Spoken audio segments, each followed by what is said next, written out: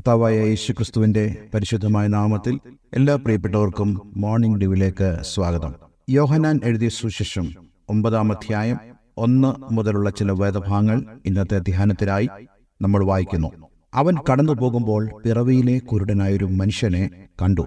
അവന്റെ ശിഷ്യന്മാർ അവനോട്, റബി, ഇവൻ കുരുടനായി പിറക്കത്തക്കവണ്ണം ആർ പാപം ചെയ്തു, ഇവനോ ഇവന്റെ അമ്മയപ്പന്മാരോ എന്ന് ചോദിച്ചു.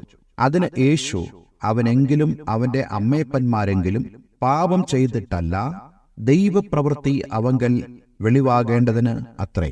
കർത്താവ് യേശുക്രിസ്തു കടന്നു പോകുമ്പോൾ, തൊട്ട് മുൻപ് അധ്യായത്തിൽ യേശു കടന്നു പോകുമ്പോൾ പുരുഷാരം അവനെ കല്ലെറിയാൻ ഭാവിച്ചു എന്ന് നമ്മൾ വായിക്കുന്നുണ്ട്. എന്നാൽ ഇവിടെ യേശു വീണ്ടും കടന്നു പോകുമ്പോൾ പിറവിയിലെ കുരുടനായൊരു മനുഷ്യനെ കണ്ടു എന്ന് നമ്മൾ വായിക്കുന്നു. ഈ വേദഭാഗത്തിന്റെ അർത്ഥം, മുമ്പ് കർത്താവ് യേശുക്രിസ്തുവിന് ഉണ്ടായതായ ആ ഭീഷണി ഒരിക്കലും യേശുവിന്റെ ഹൃദയത്തെ തളർത്തുകയോ തന്റെ ശുശ്രൂഷയിൽ നിന്നും തന്നെ പിൻവാങ്ങുവാൻ ഇടയാക്കുകയോ ചെയ്തില്ല. മറിച്ച് കൂടുതൽ ധൈര്യത്തോടെ കർത്താവ് യേശുക്രിസ്തു പ്രവർത്തിക്കുന്നതായിട്ട് നമുക്ക് മനസ്സിലാക്കുവാൻ സാധിക്കും. അതിന്റെ അർത്ഥം, കർത്താവ് യേശുക്രിസ്തുവിനെ പിന്തിരിപ്പിക്കാൻ കഴിയുന്നതായ യാതൊന്നും ഈ ഭൂമിയിലില്ല എന്നുള്ള കാര്യമാണ്. നമ്മുടെ ജീവിതത്തിലും ദൈവത്തിന്റെ പ്രവൃത്തിക്ക് തടസ്സമായി നിൽക്കുവാൻ ഒരു ശക്തിക്കും സാധ്യമല്ല. അങ്ങനെ യേശു കടന്നു പോകുമ്പോൾ ഈ ജന്മനാ കുരുടനായ ഒരു മനുഷ്യനെ യേശു കണ്ടു. അപ്പോൾ യേശുവിന്റെ ശിഷ്യന്മാർ യേശുവിനോട് ചോദിച്ചു, റബി, ഇവൻ കുരുടനായി പിറക്കത്തക്കവണ്ണം ആർ പാപം ചെയ്തു? ഇവരുടെ ചോദ്യത്തിന്റെ ഒരു പ്രധാനപ്പെട്ട അർത്ഥം, ഇവൻ പാപം ചെയ്തിട്ടാണ് ഈ രോഗമുണ്ടായത്. അപ്പോൾ ഇത് അവിടെയുള്ള ഒരു വിശ്വാസമാണ്. ഇവന്റെ ഏതെങ്കിലും മാതാപിതാക്കളോ അല്ലെങ്കിൽ അവരുടെ പിതാക്കന്മാരായിട്ടുള്ള ആളുകളോ പാപം ചെയ്തിട്ടായിരിക്കാം ഇവന് ഈ അന്ധത വന്നത്. അതിനർത്ഥം അവർ ചിന്തിക്കുന്നു, ഇവൻ ഇനി ഒരു വ്യത്യാസം ഉണ്ടാകാൻ പോകുന്നില്ല, ഇവനെന്നും അന്ധനായിരിക്കും. കാരണം ഇവനോ ഇവന്റെ മാതാപിതാക്കളോ അവരുടെ മുൻ തലമുറകളോ ചെയ്തതായ ഏതെങ്കിലും പാപമായിരിക്കാം ഇവനെ ഈ അവസ്ഥയിലേക്ക് കൊണ്ടെത്തിച്ചത്. ഇനിയൊരു പരിഹാരമില്ല.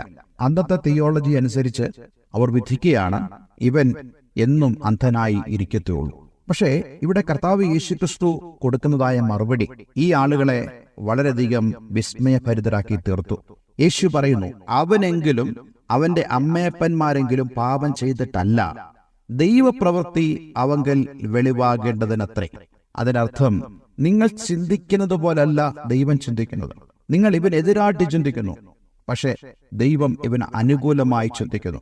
ഇന്ന് ഈ പ്രഭാതത്തിൽ ഞാൻ നിങ്ങളോട് പറയട്ടെ, ലോകം നിങ്ങൾക്കെതിരായി ചിന്തിക്കുമ്പോൾ ദൈവം നിങ്ങൾക്ക് അനുകൂലമായി ചിന്തിക്കുന്നു. ലോകം പറയുന്നു ഇവന് സൗഖ്യമില്ല, ലോകം പറയുന്നു ഇവന്റെ അമ്മയപ്പന്മാർ പാപം ചെയ്തിട്ടാണ്. പക്ഷെ യേശു പറയുന്നു, നിങ്ങൾ ദൈവപ്രവൃത്തി വെളിപ്പെടും. ദൈവത്തിന് നിന്നിൽ ഒരു പ്രവൃത്തി ചെയ്യാനുണ്ട്. ഇന്ന് ഈ ദിവസം ഞാൻ പറയട്ടെ, ലോകം നിങ്ങളെക്കുറിച്ച് പറയുന്നത് നിങ്ങൾ വിശ്വസിക്കേണ്ട, മറിച്ച് ദൈവം നിങ്ങൾക്ക് അനുകൂലമായി നിങ്ങൾക്ക് വേണ്ടി ദൈവം സംസാരിക്കുന്നു. അതുകൊണ്ട് യേശു പറയുന്നു, ഇവങ്കിൽ ഒരു ദൈവപ്രവൃത്തി വെളിപ്പെടുവാനുണ്ട്. എന്നിട്ട് 4-ാം വാക്യത്തിൽ യേശു പറയുന്നുണ്ട്, എന്നെ അയച്ചവന്റെ പ്രവൃത്തി പകലുള്ളിടത്തോളം നാം ചെയ്യേണ്ടതാകുന്നു. ഇതിന്റെ അർത്ഥം, യേശു പറയുന്നത്, ഞാൻ ജീവിച്ചിരിക്കുന്നിടത്തോളം കാലം എന്നെ അയച്ച പിതാവിന്റെ പ്രവൃത്തി ഞാൻ ചെയ്യേണ്ടതാകുന്നു. പിതാവ് എന്ത് ചെയ്യാൻ ആഗ്രഹിക്കുന്നു? ബദ്ധന്മാർക്ക് വിടുതലും രോഗികൾക്ക് ആശ്വാസവും മരണത്തിൽ നിന്നുള്ള വിടുതലുകളും വ്യക്തികളെ രൂപാന്തരപ്പെടുത്തുന്ന ദൈവത്തിന്റെ പ്രവൃത്തി ഒക്കെയും ദൈവം യേശുക്രിസ്തുവിലൂടെ വെളിപ്പെടുത്തുവാൻ ആഗ്രഹിക്കുന്നു. അതുകൊണ്ട് ഇന്ന് ഞാൻ നിങ്ങളോട് പറയാൻ ആഗ്രഹിക്കുന്നു, യേശു നിങ്ങൾ തന്റെ പ്രവൃത്തി വെളിപ്പെടുത്തും. എന്നിട്ട് 5-ാം വാക്യത്തിൽ യേശു പറഞ്ഞു, ഞാൻ ലോകത്തിൽ ഇരിക്കുമ്പോൾ ലോകത്തിന്റെ വെളിച്ചമാകുന്നു എന്ന് ഉത്തരം പറഞ്ഞു. എന്ന് പറഞ്ഞാൽ ഇനി ആരും അന്ധകാരത്തിൽ ഇരിക്കേണ്ട കാര്യമില്ല. യേശു നിങ്ങൾക്ക് വെളിച്ചമായിരിക്കുന്നു. ഈ രോഗത്തിന്റെ കാരണം എന്തെന്ന് നിങ്ങൾ തപ്പിത്തടയേണ്ട കാര്യമില്ല, മറിച്ച് ദൈവത്തിൽ ആശ്രയിച്ചാൽ ദൈവം നിങ്ങളെ വിടുവിക്കുന്നവനായ ദൈവമാണ്. 6-ാം വാക്യത്തിൽ യേശു അവനെ സൗഖ്യമാക്കുന്ന വിധം നമുക്ക് കാണാൻ കഴിയുന്നുണ്ട്.